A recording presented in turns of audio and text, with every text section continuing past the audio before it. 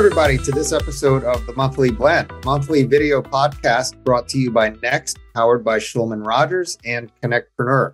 I'm Tian Wong, founder and host of the Big Idea CONNECTpreneur community, which is a global community of over 30,000 investors, founders, and business leaders from around the world.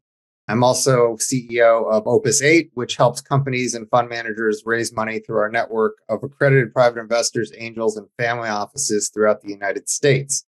Along with my co-host, Anthony Millen, who is the founder and chair of Next, powered by Schulman Rogers, we are pleased to bring you this monthly video podcast where we cover trends, information, and interesting tidbits and research, as well as fascinating interviews with game changers and newsmakers here in the Washington, D.C., Baltimore Metroplex.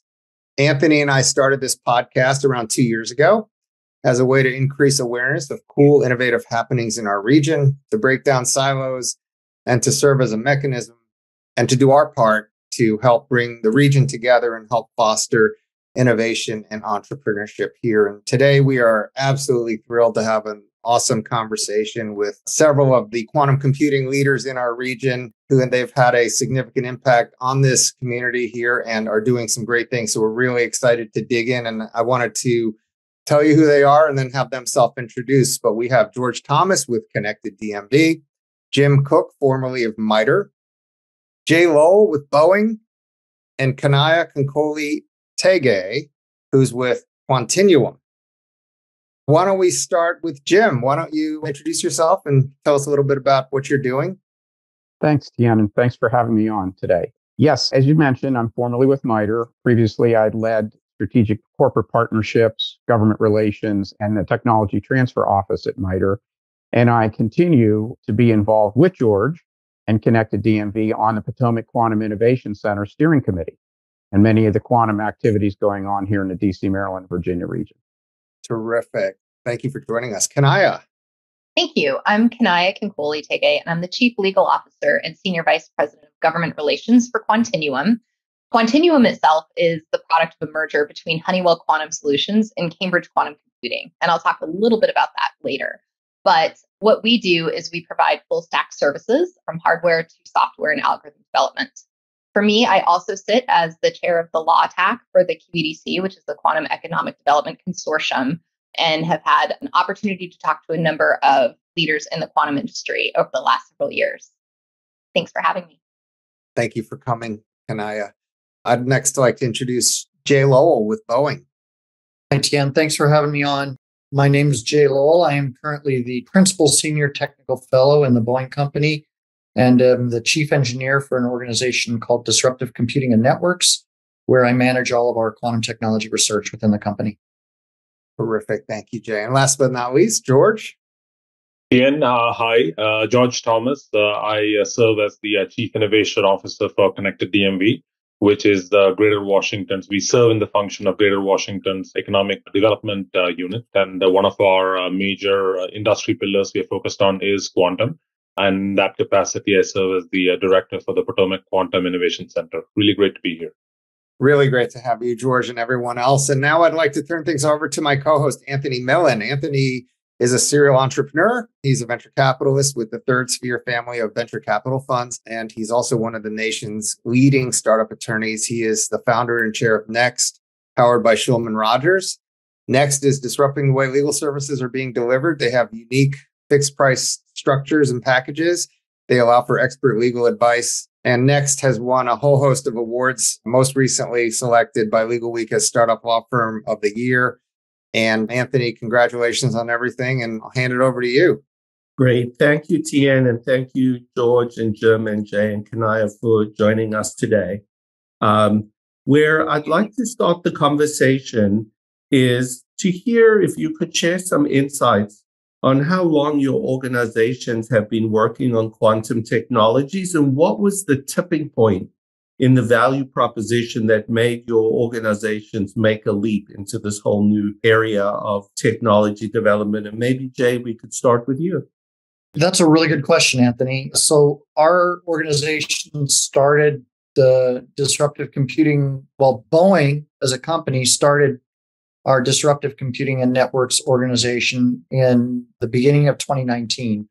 And shortly after that, we started developing our quantum technology research portfolio as one of those activities that we were given the charter to go work.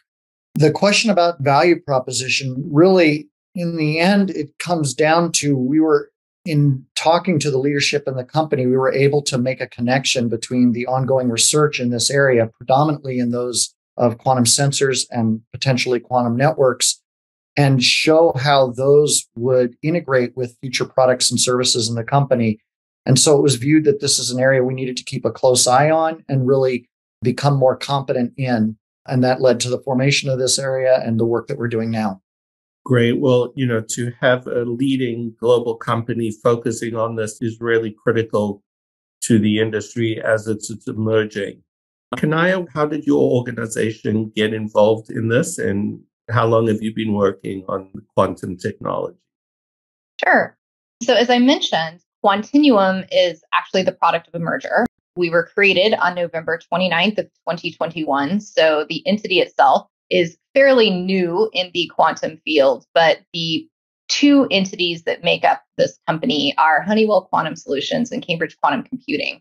And respectively, the two have been in the industry, Honeywell Quantum Solutions for almost 10 years, Cambridge Quantum Computing for, I think, 7 or 8 prior to the merger. So collectively, there's a lot of gained experience over the past, for the quantum field and the quantum marketplace, really from the infancy of the two companies. Honeywell got into quantum computing in part, and the Honeywell side brought together hardware. So Honeywell specialized in the ion trapping quantum computing system, which is really made up of a lot of control systems, lasers. Honeywell as a company has deep, deep businesses in aerospace, in oil and gas, in performance materials, and all of these industries really lend themselves nicely to quantum computing. And so it was really important for Honeywell to make sure that they took an early lead and it was an early adopter. Again, from the Cambridge Quantum Computing side, they focused on software and various areas in which quantum computing will become important, including chemistry, machine learning, natural language processing, and cybersecurity.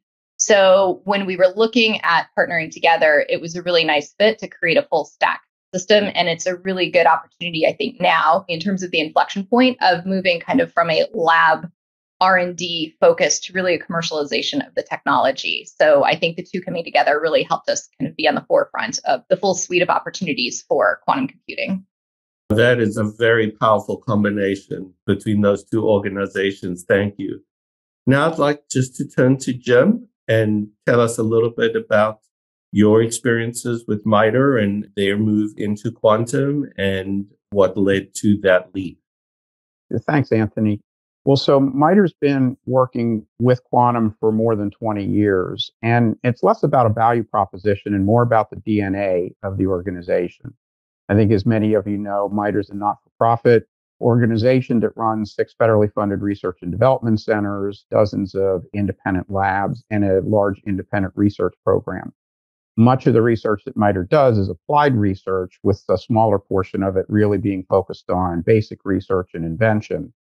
But in the area of applied research, it's really been a longstanding mission of MITRE's to understand emerging technologies and focus on exploring how those technologies could be further developed and ultimately applied, especially when the technology has implications on national security or on economic development of the nation. So quantum obviously fits into that mold, and one of the reasons why the organization really started dabbling in quantum, as I said, over 2 decades ago. Great. And that, Jim, is actually a great lead into the next question that we wanted to explore, which is around quantum technologies being increasingly cited as being critical to national security issues. And, we're seeing national governments' investments increase in this area, bilateral and multilateral agreements coming together. I'm interested to know kind of what are the potential dangers of the technology in this context, and what are we all doing to prepare for that? And maybe with that, we could start with Jay.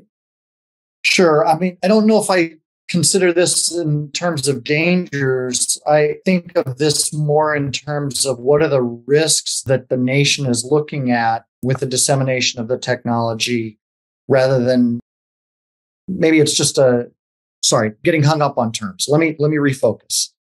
The challenge with quantum technologies in each of the domains of quantum technology, sensing, computing, and networks, they're going to allow different kinds of innovations. In the sensing domain, those sensors are going to allow much more accurate, much better sensors than are currently fielded.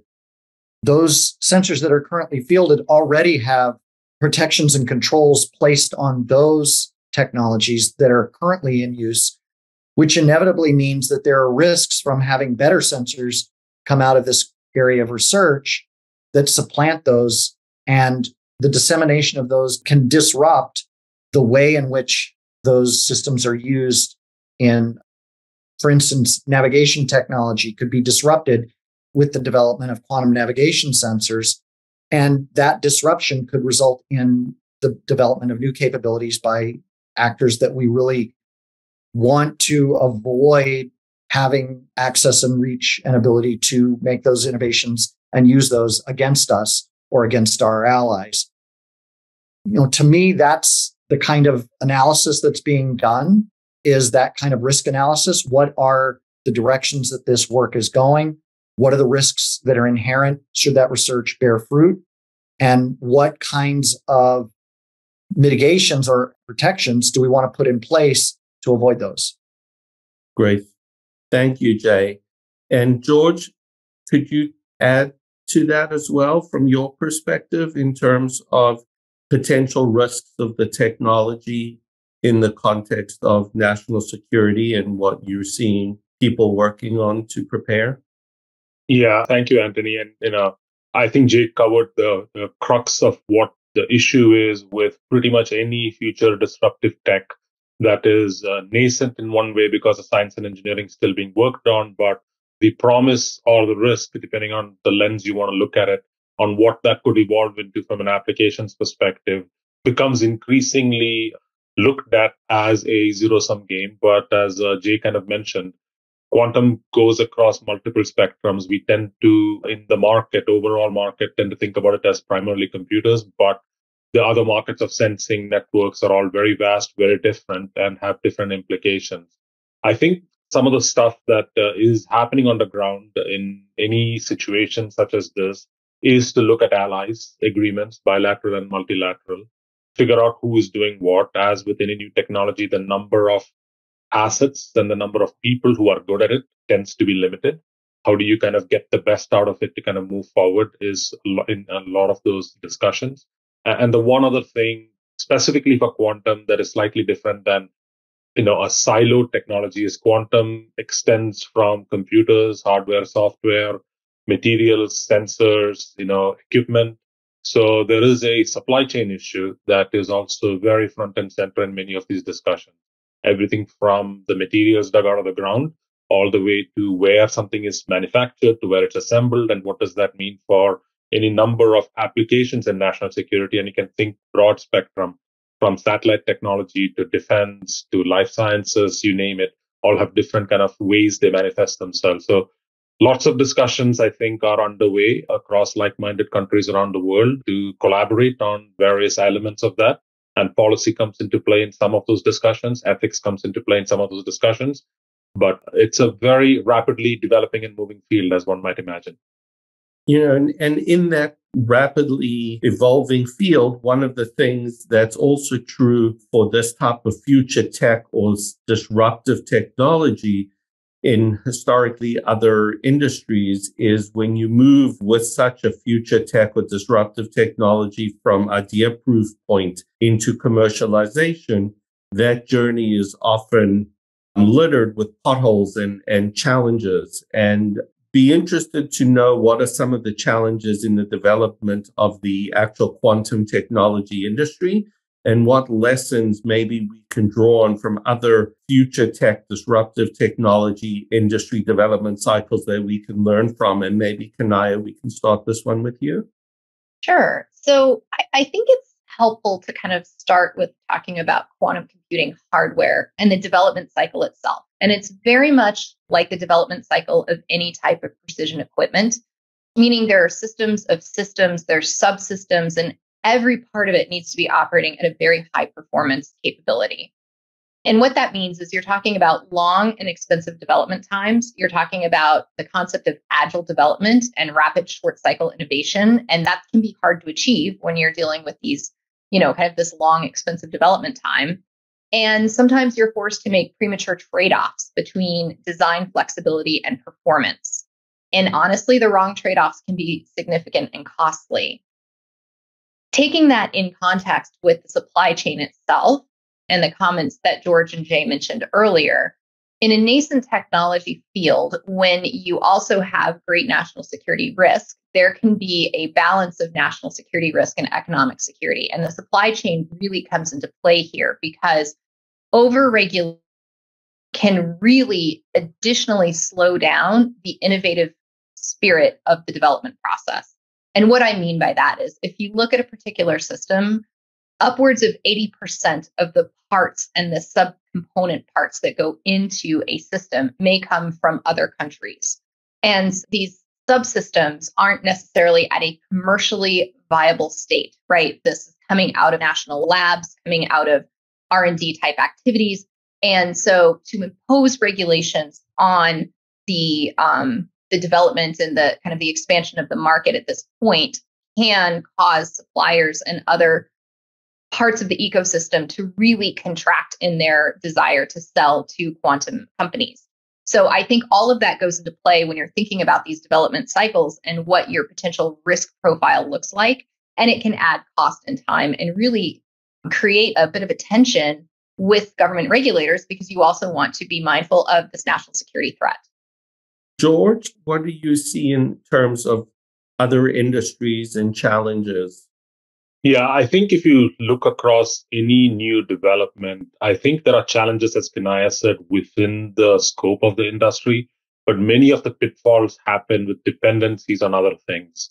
Like one of my favorite anecdotal examples is electric cars. The first suite of electric cars was deployed in London in 1897. 1897, not 1997, like 100 and something years ago. The company lasted, I think, about 6 years and then went out of business. The reason they went out of business was not because of the batteries, not because of the cars. The reason they went out of business was vulcanization of rubber was not invented until the 1920s. So their tires were not efficient. Completely got nothing to do with EVs. So in quantum and quantum adjacent, that's really, I think, where, we should not lose sight of the focus that this is not just trying to find the science and engineering in one field, but all the dependencies, the frequencies of lasers, you name it, that come in all the adjacent industries that also have to happen in some level of conjunction for success to happen. So for me, a lesson learned is kind of building out what that ecosystem looks like in quantum and quantum adjacent to ensure that if there are such major issues that need to be resolved, they can be resolved as we build. No, I think that concept of not only looking at quantum, but looking at these adjacent industries in your EV and tire example, I think is really important for people to realize and think about. Jim, what were your kind of experiences in terms of industries that you maybe looked at and challenges you see in moving from idea proof point to commercialization? Well, I think Kanaya and George have addressed a lot of the key issues. I do want to just come back to something that Kanaya did speak to, and it is the issue of balancing the need between accelerating innovation and the right degree of policy and regulation along the way. And I think too often the policy is not considered an integral part of the development cycle. And one of the things that, as George mentioned in his introduction, we're hoping to do with the Policy and Ethics Center that Connected DMV is hosting the stand up for is engage the regulators and the policymakers along with the innovators and the developers along the way so that the policy decisions that are being made are enabling decisions and that it's being done openly and transparently and not on a separate parallel path or so late in the game that unintended consequences have already occurred. And one of the things that we've seen, and one of the reasons why MITRE stood up a policy center as well, was to do just that, is to integrate the policy thinking during the early stages of the development and prior to the time when you have mature technology that you're trying to commercialize and move into the market.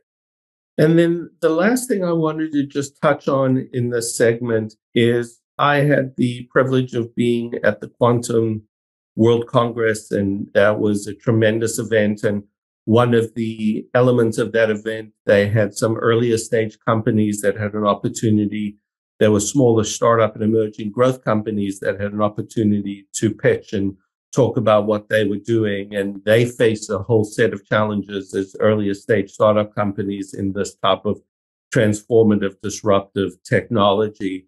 You're from kind of much larger institutions with a lot of additional history and resources and main knowledge that have been built in.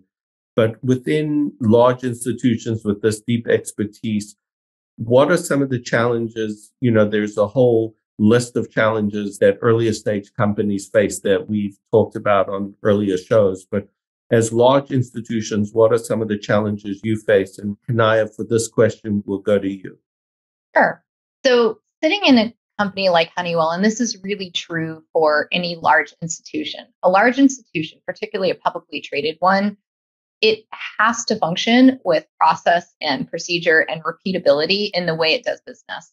And that is phenomenal when you're dealing with mature products that are being sent across the globe. What those processes also do is it can constrain the ability to innovate rapidly in this large institution. One of the things that Honeywell did when they decided to create a quantum computing business unit, or to use the term skunkworks project, is they actually put the project within the law department of the corporate business. And that was intentional because what they wanted to do is make sure that the project could get the right, we'll say, corporate fit, care and feeding that was needed, that there could be a direct line to some of the, whether it be legal or financial or executive decisions that needed to be made along the way, and to a lesser extent, bypass some of the required bureaucracy. And I struggle a little bit with using that term, but really with the institutional requirements that a typical company and a typical business that again is publicly traded must have in order to ensure that it's complying with all the various regulations and laws that it needs to. So I think I would say, as much as we love having process and operations and operationalizing activities that any entity needs, when you are dealing with that with something that is very adjacent and requires a lot of innovation, that can be a challenge. So that was the way in which Honeywell was able to handle the rapid development of this particular technology. But I do think, as much as large companies need to, and we want to, right? We've seen kind of the pitfalls with banking and other industries where not having good regulations in place can result in a significant problem, both for the company and potentially the marketplace. So you do want to have those types of structures in place, but they can impede some level of innovation. And Jay, what are you seeing at Boeing in terms of kind of challenges, even as a large institution with so much expertise? Well, Anthony, I think one of the things that I've tried to focus on as we work through this in our organization, it's that we have a home that's not tied directly to a business at this point in time.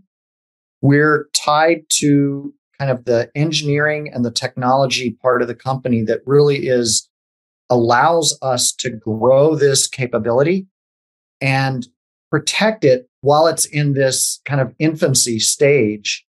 Without that protection, the businesses would essentially out-prioritize all of their present day activities. All the things that bring in return revenue right now are going to get out-prioritized over things that are going to potentially help us 5 and 10 and 15 years down the line. And so having an organizational construct within a large organization, it's important to have an organizational construct and a leadership team that understands how to balance those needs of having a place to incubate new technologies and new capabilities, while in order to apply them to the future of the company without having them integrate directly into the business structure that they have right now, where all of essentially the corporate motivations, the corporate behaviors are going to be aligned against that being able to be successful in that environment.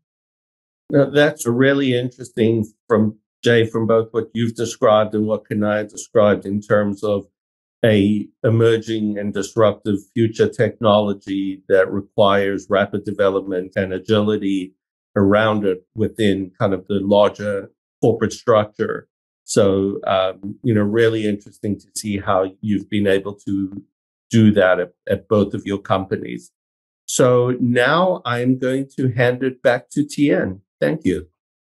Terrific. Thank you guys so much. I mean, this has been a great conversation so far. And what I've noticed that as quantum emerges, it's evident that larger institutions are leading the way. What are some of the things that smaller players can do to help accelerate progress?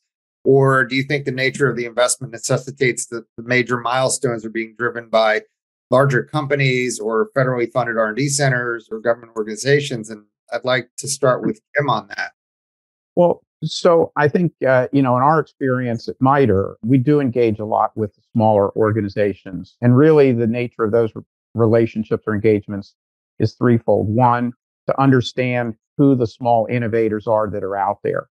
And obviously going back to the Quantum World Congress, engaging with the companies, the small companies that provided the pitches. We've continued at MITRE to stay engaged with those companies post that conference. So it's a good way of understanding what some of the other innovators are thinking about, what they're working on, and how that fits into the larger context of what an organization like MITRE is working on with other partners and with federal sponsors.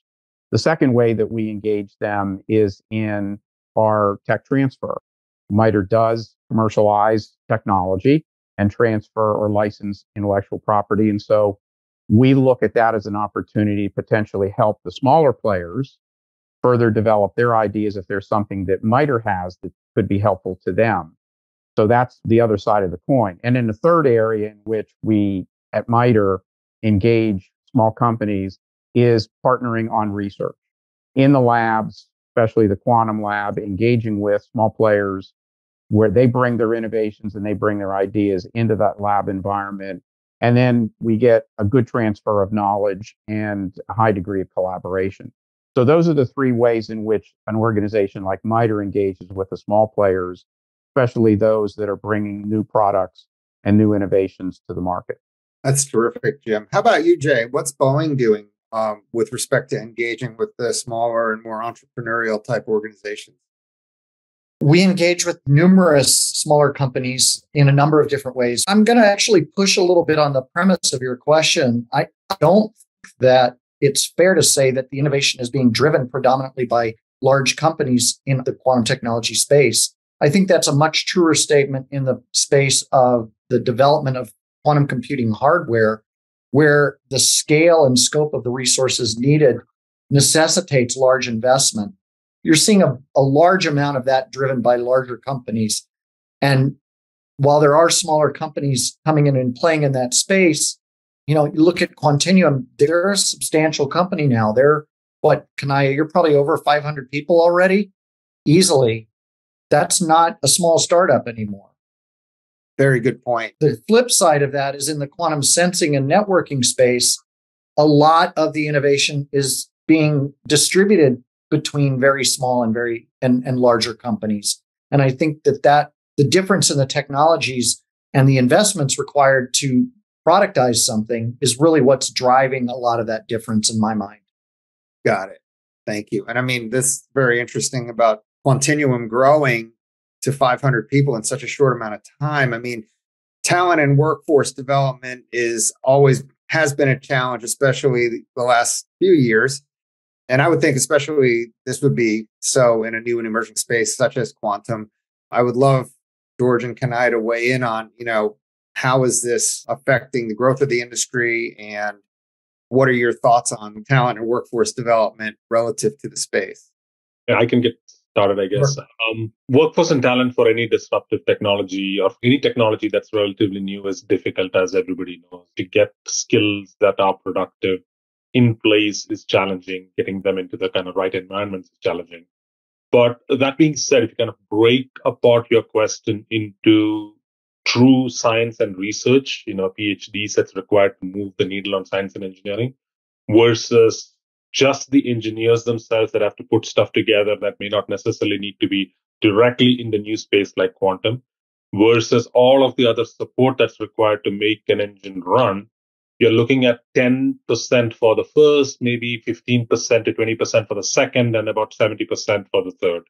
So if you kind of break it up in those kind of patterns, what we are really trying to do from our perspective is really think ahead 5 years from now. Imagine any new company like Quantinium that has on average, let's say 100 people, and try to figure out how do we get that chain kind of coming together to make all of that work together from a development perspective. And that does not necessitate PhDs with 10 years, through schooling to kind of get that. It's the whole mix of stuff with new blood coming in. And then there is mix of stuff from experienced people in adjacent spaces who move into the space. So looking across that broad spectrum in workforce and talent is kind of critical for every new industry.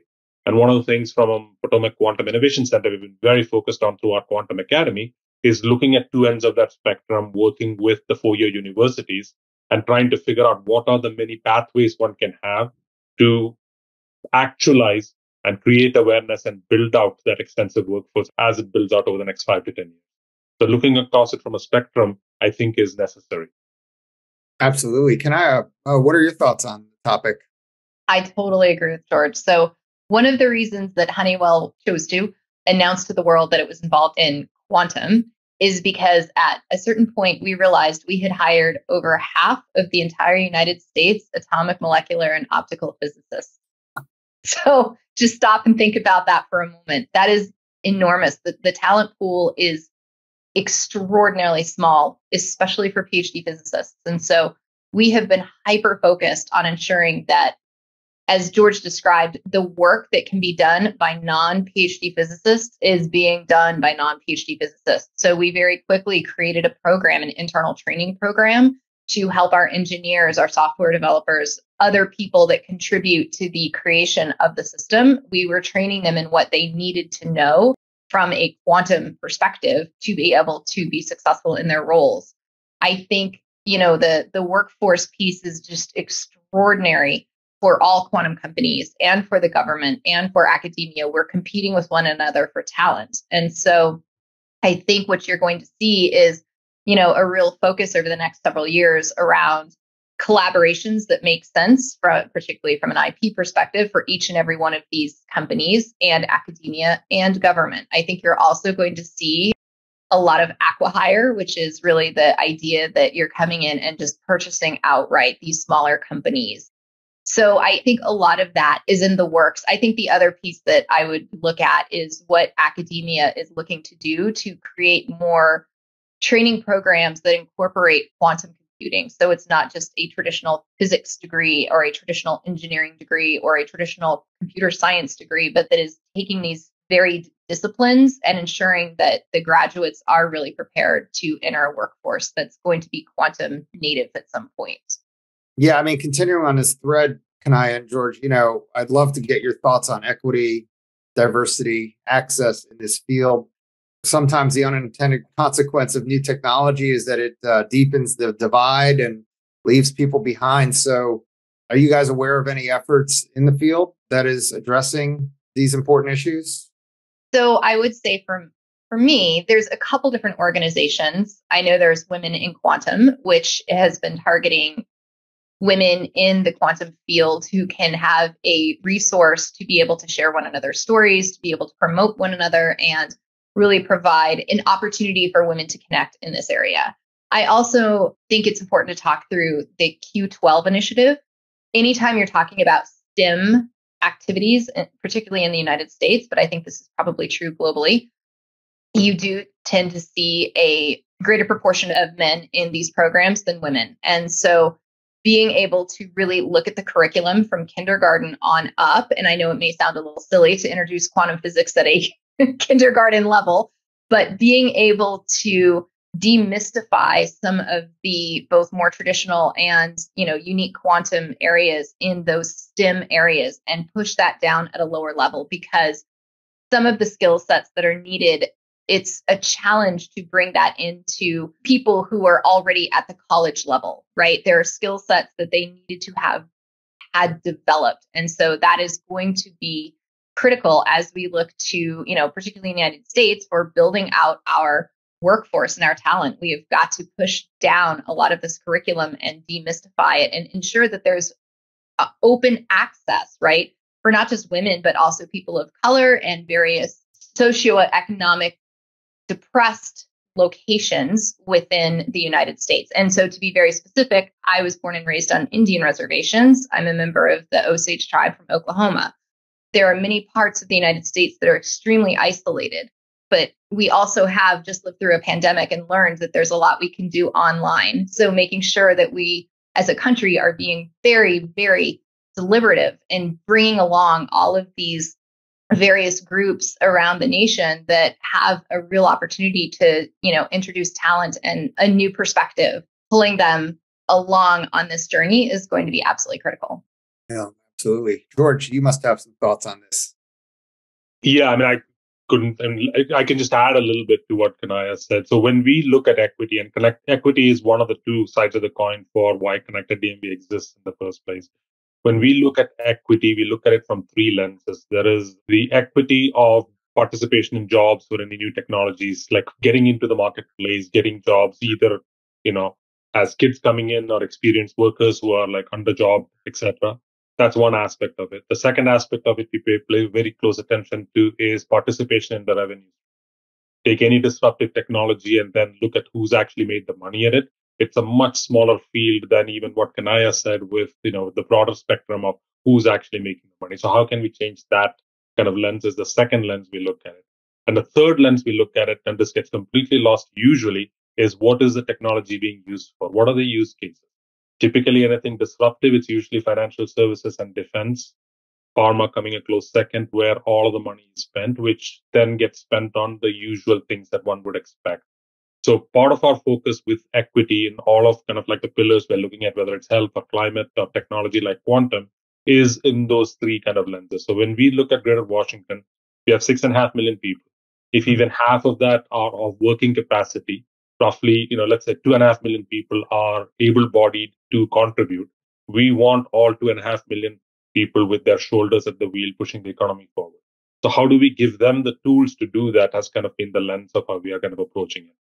To just kind of add to the partners that Kanaya mentioned, there's a couple here in the local Washington area that are very focused on this from a quantum perspective. One is called the National Quantum Literacy Network out of Morgan State University. Does a tremendous amount of work in that space, particularly in the African American community.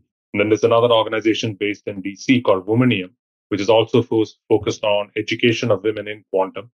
They have a number of courses. So we partner with both of them. And the way we are structured here in the DMV under Potomac Quantum Innovation Center is we have a group that we have run for the last 2.5 years called the Quantum K14 Working Group, which is our 6 school districts, 4 community colleges, and our universities are all participant in very regular meetings to kind of figure out how do we do. We don't quite go far as much as kindergarten, Kanaya. It's middle school upwards is the focus. Is how do we, starting from 7th grade, create awareness? How do we do executive education? So that's been that group's kind of programming. There's a number of programs that have been already rolled out in that regard. We just announced very quickly the 2023 Pathways in Quantum program, which is an open call for rising seniors in high school to submit an application to run through a whole summer program to learn about quantum first, then do job shadowing second, and then do a special project third that gets highlighted at the Quantum World Congress. Last year, we had 15 kids across the region run through it. This year, we are doing 20. Next year, we hope to do 25. So this is one of the programs. We do professional development for high school teachers. So there's a number of these kind of things that we're doing. In particularly from a place perspective, to Kanaya's point, there are certain places, even though we are a very wealthy urban region, there are pockets of where nothing happens. So we are really trying to find those, focus in those, in certain parts of our geography where we can kind of assist or have the most impact, as it were. But going back to the Q12 group, there are groups like that. That is a national kind of effort. There is one in Japan, there's one in Australia, and there's one in Europe. We do a lot of work trying to pull resources from everywhere we can get content perspective so we can deliver it to the right audiences, has been kind of our approach with from an equity perspective for education. Wow, that amazing stuff you guys are doing. Really brilliant. And thank you for sharing all those resources. Final question. It's a crystal ball question for our guests today. And, we'll go around the horn. But the question is, where do you each see the, quote, state of the quantum industry in 2 years, 5 years, and 20 years? And I'd love to start with Jay on that one. The crystal ball question is always so hard. And you answer it, no matter what you answer, you're wrong. So the first thing I'm going to say is, while I can, sometime between that 2 and 5 year point, we're going to see companies with products out that are not for a research environment or that are not for researchers. They're going to be products that are going to be bought by people who are going to use them for particular applications, or going to be, whether those are for the government or whether those are for private industry or for personal use. Sometime in that 2 to 5 year window, I think we're going to start seeing an outcome of products from what are right now essentially prototypes and products that are focused on the research community, which really aren't ready for a broader dissemination.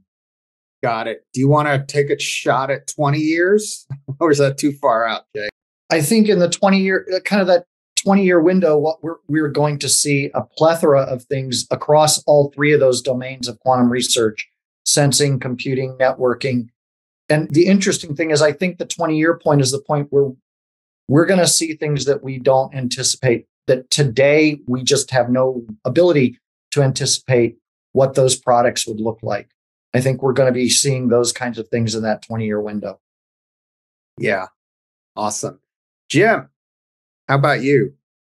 Well, I would completely agree with Jay and just say that I think the types of things that we and the folks at MITRE think we'll see in the near to midterm, call that the 2 to 5 year time frame, would be more along the lines of the sensor technology and some of the communications. Any conversation about quantum computing is 20 years plus. Gotcha. Kanaya, how about you? I really like what Jay said. And I guess I would say this. I think you have to think about success in terms of stepping stones, and the ability of putting new capabilities in the hands of brilliant people and then watching what they can do with it will result in what I think Jay and Jim are talking about, but particularly that idea of, we don't know what will come about, the adjacent fields and things that will be created over the next 20 years. And you can see that in a variety of other technologies that have progressed. That being said, I think in the next couple of years, I hope we will continue to see what really these systems are going to start to be capable of. I think everybody on the call is likely very reticent to say where things will be or what the quantum state will be in 20 years.